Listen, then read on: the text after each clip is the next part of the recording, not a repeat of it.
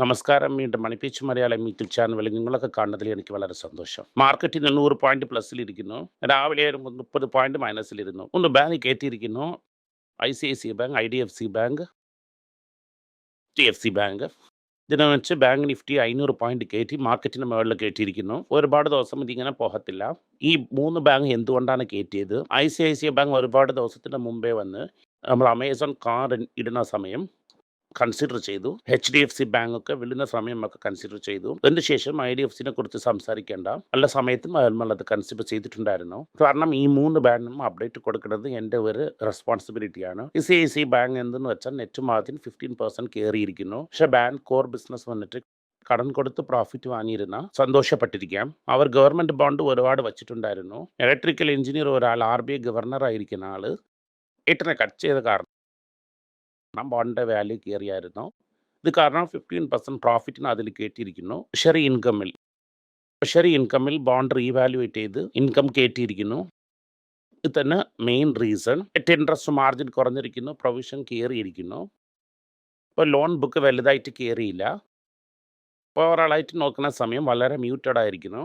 RBI പറഞ്ഞു ഇത്രയും liquidity കൊടുത്തുകൂടെ, കടം ആരും വാങ്ങുന്നില്ല എന്ന്. അത് കാരണം 2% കയറിയിരിക്കുന്നു. ഇത് വെച്ചാൽ മാർക്കറ്റിൽ ഉടനെ 15% പ്രോഫിറ്റ് എന്ന് പറഞ്ഞ ഉടനെ പെട്ടെന്ന് കയറ്റിയായിരുന്നു. എന്തുകൊണ്ടാണ് കയറ്റിയതെന്ന് ആരും നോക്കിയില്ല.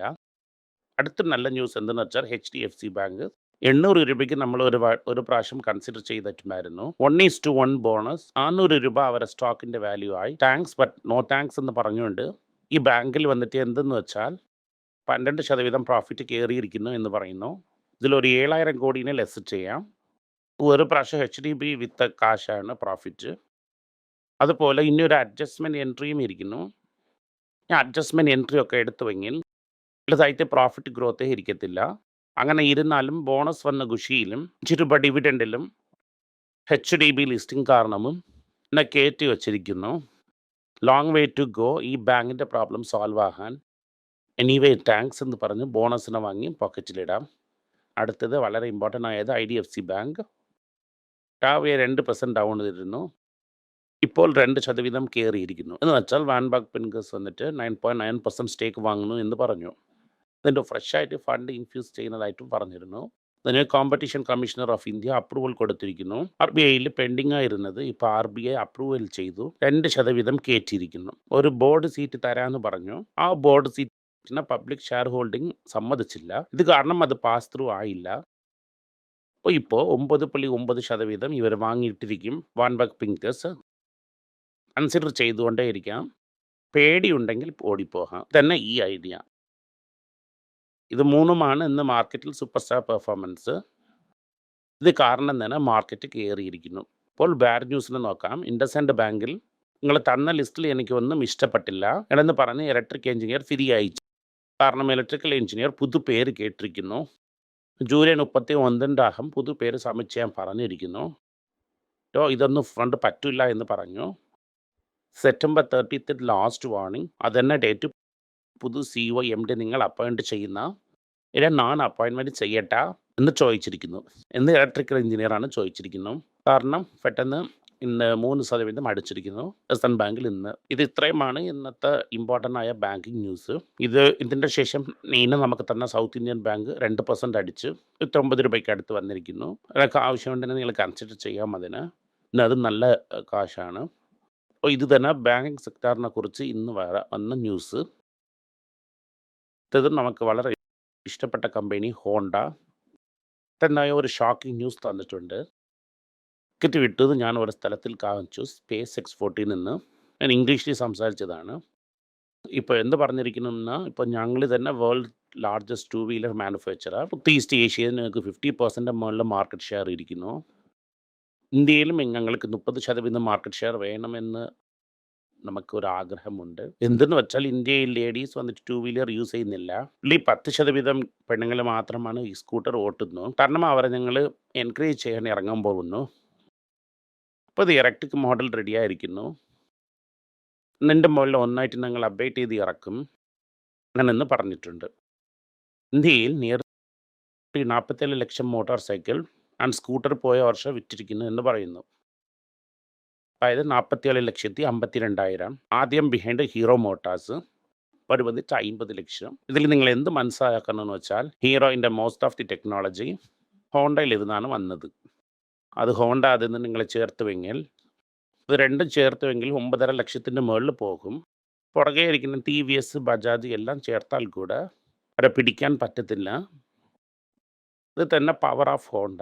കാരണം തന്നെ നമ്മൾ ഹോണ്ടയെ ഒരുപാട് പ്രാവശ്യം റെക്കമെൻഡ് ചെയ്തത് കൺസിഡർ ചെയ്യാൻ. ഇത് കാരണം ഹോണ്ട മോട്ടോർ കമ്പനി പ്രസിഡന്റ് പറഞ്ഞിരിക്കുന്നു ഇന്ത്യയിൽ 30%, ഗ്ലോബലി 50% ടു വീലർ സോൾഡ് എന്ന് പറയുന്നു.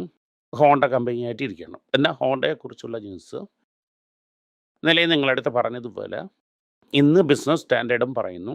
ഏഞ്ചലി ഫാമിലി എന്ന് പറയുന്ന ആൾക്കാർ ടെലാൻസിൻ്റെ ലാർജസ്റ്റ് ഷെയർ ഹോൾഡർ ഐസ്റ്റിൽ വിലയ്ക്ക് വാങ്ങി ക്രിയേറ്റേഴ്സിനെ കൂടെ മെർജ് ചെയ്ത് സ്റ്റാൻഡീസ് എന്ന് പറയുന്ന കമ്പനി വച്ചിരിക്കുന്നു. ഈ ബ്രിട്ടീഷ് മാഗസിൻ എക്കണോമിസ്റ്റും അവരത് തന്നെ പൊക്കോ എന്ന് പറയുന്ന ട്രക്ക് മേക്കറും അവർ വച്ചിരിക്കുന്നു. ഇതൊരു ഡിഫൻസ് ബിസിനസ് കൂടെ ഇരിക്കുന്നു. ഡിഫൻസ് ബിസിനസ്സിനെ തനിയായിട്ട് വിൽക്കുന്നു. ഇവൊക്കെ ആഞ്ചലി ഫാമിലിക്ക് വളരെ ക്ലോസ് ആയിരുന്ന രതൻ ടാറ്റ ഫെരാരിയുടെ ഒപ്പം വളരെ ക്ലോസ് ആയിട്ട് ഇവരെ കമ്പനി ആൽഫ്രോമിയോയും ഇവരെ കമ്പനിയാണ്. ഇവർ മരിച്ച സമയത്തിൽ ഇവരെ വില്ല നിങ്ങൾ കറക്റ്റായിട്ട് റീഡ് ചെയ്തിട്ടുണ്ടായിരുന്നെങ്കിൽ ഇത് ഒരു ഫെറാറി ആൽഫ്രോമിയോ ഒക്കെ ഇതുമായിരുന്നു. ഈ രണ്ട് ഫാമിലിക്കും ഇരുന്ന ക്ലോസ് ലിങ്കിന് ഇതിനെ വച്ച് മനസ്സിലാക്കാം. ഫിയറ്റ് ആദ്യം ഇന്ത്യയിൽ വന്ന സമയം ടാറ്റ മോട്ടോഴ്സ് തന്നെ കാറിന് സൂപ്പർ ചെയ്ത് കൊടുത്തത് ഡഞ്ചൻഡോ എന്ന് പറയുന്ന സ്ഥലത്തിൽ ഇതിന് വേണ്ടിയിട്ട് ടാറ്റ മോട്ടോഴ്സ് ഒരുപാട് ദിവസം എൻജിൻ ചെയ്തിട്ടുണ്ടെന്നു. ഇത് എന്നത് ഞാൻ പറയുന്നതെന്ന് വെച്ചാൽ രണ്ട് പഴയ കാശാണ്. പഴയ കാശ് ഇങ്ങനെ കോൺട്രാക്റ്റ് എന്ന് ഞാൻ ഇൻഡിക്കേറ്റ് ചെയ്യുന്നു. അപ്പോൾ ഇത് എന്ത് പറയണമെന്ന് വെച്ചാൽ ടാറ്റ കമേഴ്ഷ്യൽ വെഹിക്കിൾസ് പോയി ഇവൊക്കെ വാങ്ങാണ്ട് സംസാരിച്ചുകൊണ്ടാണ് ഇരിക്കുന്നു. കംഫർട്ട് ബട്ടർ ഇരിക്കുന്നു. റേറ്റ് ഫിക്സായ ഡീല് തീരും. ഇതുവരെയും ഫിക്സ് ആയില്ലെങ്കിൽ ഡീല് പോകത്തില്ല. ഇതിൽ എന്ത് നമുക്ക് മനസ്സിലാക്കുന്നതെന്ന് വെച്ചാൽ കമേഴ്ഷ്യൽ വെഹിക്കിൾസിനെ ഭയങ്കര അഗ്രസീവായിട്ട് ചന്ദ്രശേഖർ പുഷ് ചെയ്യുന്നു. അങ്ങനെ എന്നത് നിങ്ങൾ വളരെ വ്യക്തമായിട്ട് മനസ്സിലാക്കണം. ഹോണ്ടയും തീർന്നു, നമുക്ക് ടാറ്റ മോട്ടോഴ്സും തീർന്നു. ഇത് നമുക്ക് ഡോക്ടർ റെഡ്ഡിയുടെ അടുത്ത് പോവാം. ഡോക്ടർ റെഡ്ഡിന് ആന്ധ്രയിൽ പ്ലാന്റ് ഇരിക്കുന്നു. ആ ആന്ധ്ര പ്ലാന്റിൽ 7-8 ഒബ്സർവേഷൻ FDI കൊടുത്തിരിക്കുന്നു.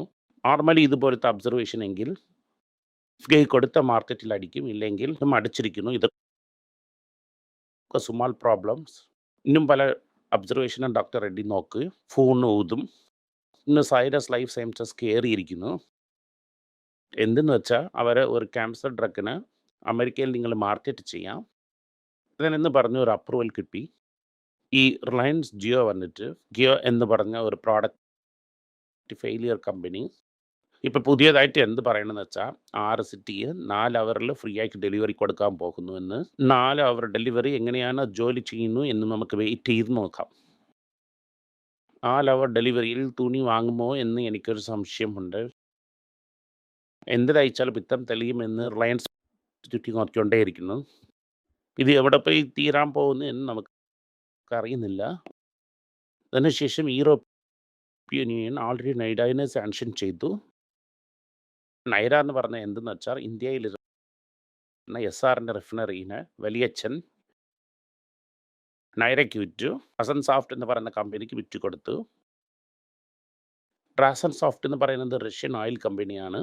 റഷ്യയിലിരുന്ന് ഓയിൽ കൊണ്ടുവന്ന് നേരെ ഗുജറാത്തിലിരിക്കുന്നത് റിഫൈൻ ചെയ്ത് യൂറോപ്പിൽ വിറ്റുകൊണ്ട് വന്നു. ഈ യൂറോ അവരുടെ മുകളിൽ സാങ്ഷൻ കൊണ്ടുവന്നു. ഇതിന് മുകളിൽ സാങ്ഷനും വന്നു. ഇപ്പോൾ എന്തെന്ന് വെച്ചാൽ അവിടെ നമ്മുടെ വൈദ്യച്ചിൻ്റെ ഫ്രണ്ട് ഇരിക്കുന്നില്ല A1 ഇപ്പം പോയി അവിടെ റഷ്യൻ ഓയിൽ വാങ്ങിക്കൊണ്ടിരിക്കുന്നു. വാങ്ങി യൂറോപ്പിൽ വിറ്റ് ഭയങ്കര ഹാപ്പി ആയിട്ടാണ് ജീവിക്കുന്നു. യൂറോപ്യൻ യൂണിയൻ എന്ത് പറഞ്ഞെന്ന് വെച്ചാൽ അടുത്ത സാങ്ഷൻ വന്നിട്ട് A1 തന്നെ പറഞ്ഞായിരുന്നു. റിലയൻസിൽ നിങ്ങൾ വളരെ എവാലുവേറ്റ് ചെയ്തുകൊണ്ടാണ് ഇരിക്കുന്നു. അമേരിക്കയിൽ നോക്കി നല്ലതൊക്കെ ചെയ്തിട്ടുണ്ട് അതെന്ന് പറഞ്ഞ് ഞാനും സാംസങ് കാരണം തന്നെ ഞങ്ങൾ ടൈം കൊടുത്തിരിക്കുന്നു എന്ന് പറയുന്നു. 50 ദിവസത്തിൽ റഷ്യയിൽ ഇരുന്ന് എക്സ്പോർട്ടൊക്കെ വാങ്ങുന്നത് നിർത്താൻ പറഞ്ഞിരിക്കുന്നു. റിലയൻസ് നിർത്തുന്നോ ഇല്ല റഷ്യയിൽ ഇരുന്ന് വാങ്ങുന്നോ എന്ന് നോക്കാം. ഞാൻ വലിയച്ഛൻ എന്ത് പറഞ്ഞെന്ന് വെച്ചാൽ എല്ലാം വളരെ നന്ദി എല്ലാത്തിനും. ബട്ട് ബ്യൂട്ടി ഞാൻ പറഞ്ഞത് പേച്ചനെ കേട്ടില്ല. ഇത് കാരണം അവർ നല്ല സാമ്പിളിംഗ് ഇടാമെന്ന് ഞാൻ വിചാരിക്കുന്നു. ഏവൻ നിങ്ങൾ നമ്മളൊപ്പം കോപ്പറേറ്റ് ചെയ്യുമെന്ന് ഞങ്ങൾ വിചാരിക്കുന്നതെന്ന് നമ്മൾ വിശ്വസിച്ചുകൊണ്ടിരിക്കുന്നു. എന്ന് വെച്ചാൽ A1 വന്ന് എന്ത് ചെയ്യണമെന്ന് അറിയാതെ ചുറ്റിക്കൊണ്ടേയിരിക്കുന്നു. അതിൽ വേറെ നിങ്ങൾക്ക് ഇന്ന് വളരെ ഹാപ്പി ന്യൂസാണ്. അടുത്ത് തിരികെ പറഞ്ഞു.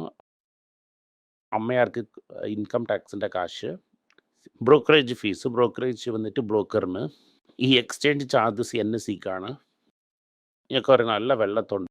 അപ്പോൾ ഇതാണ് സ്കീം. ഈ സ്കീമിൽ നിങ്ങൾ 1,00,000 കോടി കാശിനെ വിട്ടിരിക്കുന്നു. കാരണം ജെയിംസ് സിഗ്ന ഒരു ഫൈൻ ഇട്ടായിരുന്നു. അവൻ എന്ത് പറഞ്ഞെന്ന് വെച്ചാൽ 4.5 ബില്യൺ എടുത്തിട്ട് പോയി സാർ. 500 ബില്യൺ തന്നെ സാർ നിങ്ങൾ ചോദിക്കുന്നു.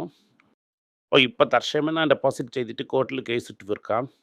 FD ഇപ്പോൾ ഇരിക്കട്ടും, അത് വട്ടിയും അതിൻ്റെ വട്ടിയും എനിക്ക് വന്നിട്ടിരിക്കട്ടും. അപ്പോൾ ഈ ഫൈനൽ $570 ബില്യൺ. ഇപ്പോൾ ഞാൻ സീറ്റിനെ പണത്തിനെ കാട്ടി ക്ലബിൻ്റെ കത്തുവിട്ടെന്ന് പറഞ്ഞാൽ ഷീറ്റിനെ ഇട്, തിരികെ മൂഞ്ചിട്ട് കളിക്കാമെന്ന് പറയും. ജനങ്ങളൊക്കെ ഭയങ്കര സന്തോഷത്തിലാണ്, എതിർഭാഗത്തുകൊണ്ടാണ് ഇരിക്കുന്നത്. അപ്പോൾ ഇപ്പോൾ ഇരിക്കുന്ന ചെറിയ പിള്ളേരൊക്കെ തിരിഞ്ഞ് ഐഫോൺ, യൂട്യൂബ്, ഇൻഫ്ലുവൻസ് ഒക്കെ നോക്കിയുണ്ട് ഫോൺ എടുത്തുകൊണ്ട് പോയി ബാങ്കിൽ വെച്ചിരുന്ന് കടൻ വാങ്ങി വലിയ വലിയച്ഛൻ്റെ മോന്മാർക്ക് കൊടുക്കാൻ റെഡിയായിരിക്കുന്നു. നിങ്ങൾ നോക്കിയോ? ഇത് കാരണം നിങ്ങൾ വളരെ ബുദ്ധിശാലിയായിട്ട് ഇതിനെ ഇടാതിരിക്കുമെന്ന് ഞാൻ വിചാരിക്കുന്നു. നന്ദി, നമസ്കാരം.